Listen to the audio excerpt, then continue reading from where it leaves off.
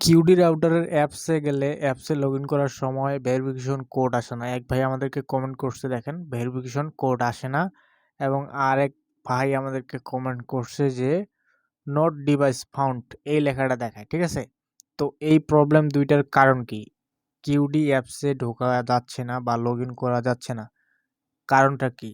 তো আজকে আমি আপনাদেরকে সেটি দেখাবো যে কারণটা কি, কেন ঢুকতে পারতেছেন না এবং এর সমাধান কি, সেটি আজকে আমি আপনাদেরকে এ টু জেড বুঝিয়ে বলবো বা দেখাবো। ঠিক আছে, তো এটলিস্ট সর্বপ্রথম আমরা প্লে স্টোরে গিয়ে কিউডি যে আসলে অ্যাপ্লিকেশনটা রয়েছে, কিউডি অ্যাপ্লিকেশনটা আমরা ইনস্টল করব। তো ইনস্টল করার পর আমি আসলে আপনাদেরকে লগ ইন করে একবারে রাউটারের অ্যাডমিন প্যানেলে গিয়ে দেখাবো যে আসলে লগ ইন করা যাচ্ছে কিনা বা কি প্রবলেম দেখা দিচ্ছে। সো সেটি আজকে আমি আপনাদেরকে এ টু জেড দেখাবো। ঠিক আছে, তো দেখেন কিউডি অ্যাপ্লিকেশনটা আমরা ইনস্টল করলাম। তো ইনস্টল করার পর এখন আমরা জাস্ট ওপেন করব। তো এখানে আপনারা দুইটা মাধ্যমে লগ ইন করতে পারবেন, একটা হচ্ছে গেস্ট হিসেবে আর একটা হচ্ছে পার্মানেন্টলি অ্যাকাউন্ট খুলে। তো দেখেন, তো আপনারা কিউডি অ্যাপ্লিকেশন ওপেন করার পর আপনাদের সামনে এরকম ইন্টারফেস হবে। আপনারা কি করবেন? আই এগ্রিতে টিক মার্ক দিবেন। আই এগ্রিতে টিক মার্ক দেওয়ার পর আপনারা দেখেন এখানে কুইক সেটআপ, মানে আপনি চালু সেটআপ করতে পারেন, অথবা আপনি কুল্ড ম্যানেজমেন্ট, আপনি এই অ্যাপটাকে ম্যানেজমেন্ট মানে কাস্টমাইজ করতে পারেন। ঠিক আছে, তো আপনারা কি করবেন? কোল্ড ম্যানেজমেন্ট এখানে ক্লিক করবেন। এখানে ক্লিক করার পর দুইটা অপশন আছে দেখেন, একটা হচ্ছে অ্যাকাউন্ট এবং পাসওয়ার্ড, এবং আপনারা দেখতে পাবেন যে লগ ইন এবং রেজিস্টার। তো অবশ্যই আপনারা যদি এর আগে লগ ইন করে থাকেন বা এর আগে যদি রেজিস্টার করে থাকেন, সেক্ষেত্রে আপনারা লগ ইন করবেন, আর যদি আপনার অ্যাকাউন্ট না থেকে থাকে তাহলে আপনি রেজিস্টার করবেন। তো আমি প্রথম থেকে দেখাই, আপনারা জাস্ট কী করবেন? রেজিস্টারে ক্লিক করবেন। রেজিস্টারে ক্লিক করার পর এখানে বলবে আপনার ইমেল অ্যাড্রেস দেওয়ার জন্য। ঠিক আছে, তো অবশ্যই আপনার একটা সচল ইমেল অ্যাড্রেস দিবেন। ইমেল অ্যাড্রেসটা দিলাম। তো ইমেল অ্যাড্রেস দেওয়ার পর আমরা নেক্সটে ক্লিক করব। তো এখানে বলতেছে অ্যাকাউন্ট অলরেডি, এই অ্যাকাউন্টে আমার অলরেডি কিউডির একটা অ্যাকাউন্ট আছে। সেক্ষেত্রে আমি আরেকটা অ্যাকাউন্ট দিয়ে ট্রাই করি। দেখেন এখানে আমার ওই আসলে জিমেল অ্যাকাউন্টটা দিয়ে দিলাম। তারপর হচ্ছে আমরা এখানে এখন পাসওয়ার্ড দিব। তো ধরুন আমি একটা পাসওয়ার্ড দিলাম। তো আপনার মনের মতো একটা পাসওয়ার্ড দিবেন। পাসওয়ার্ড দেওয়ার সময় মনে রাখবেন যে এই যে এখানে একটা চিহ্ন আছে, এটা অবশ্যই সবুজ হইতে হবে। তো পাসওয়ার্ডটা এমনভাবে দিবেন, বড় হাতের ছোট হাতের সব মিলিয়ে দিয়ে দিবেন। ওকে, ডিটিএল এই যে দেখেন পাসওয়ার্ড কিন্তু সবুজ হয়ে গেছে। তারপর আপনি যদি চান আরও কিছু দিতে পারেন। তো আমি এইটা পাসওয়ার্ড দিলাম, এটা এখন কপি করে নিচে কনফার্মের এখানে পেস্ট করে দেব। ঠিক আছে, তারপর আমরা নেক্সটে ক্লিক করব। এটা অবশ্যই সবুজ হইতে হবে, দেখেন এটা কিন্তু সবুজ হয়ে গেছে। ঠিক আছে, তো তারপর আমরা নেক্সটে ক্লিক করব। তা নেক্সটে ক্লিক করার পর এখন এইখানে প্রবলেম হচ্ছে যে ইমেলের মধ্যে নাকি ভেরিফিকেশন কোড আসে না।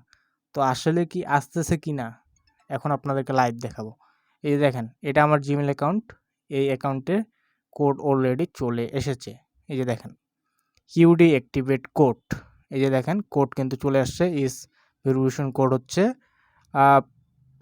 আমি একটু আপনাদেরকে যদি ভালো করে দেখাই, এই যে অ্যাক্টিভেট কোড চলে আসছে, সেটা হচ্ছে 75 94 52।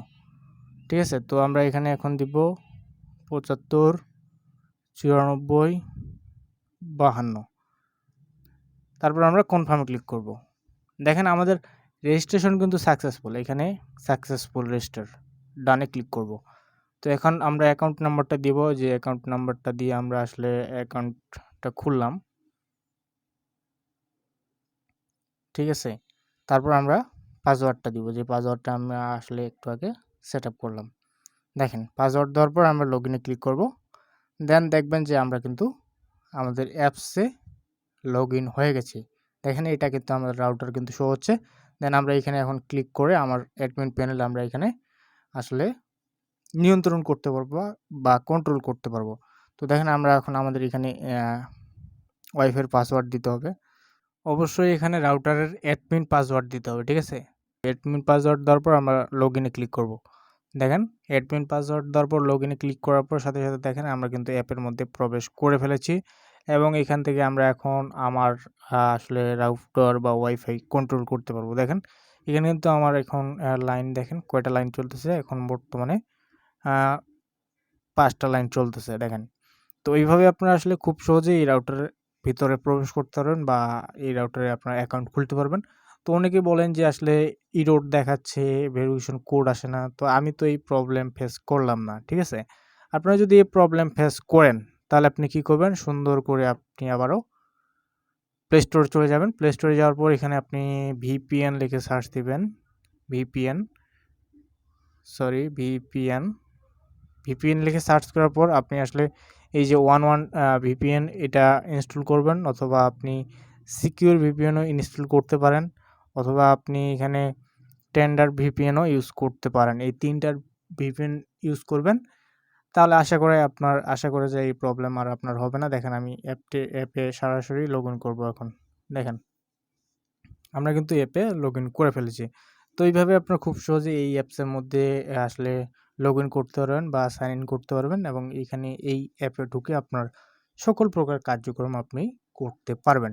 তো বন্ধুরা আশা করি বুঝাতে পেরেছি অ্যান্ড অবশ্যই আপনারা বুঝতে পেরেছেন। এরপরেও যদি কেউ কিছু না বুঝে থাকেন অবশ্যই আমাকে কমেন্ট করে জানাতে ভুলবেন না।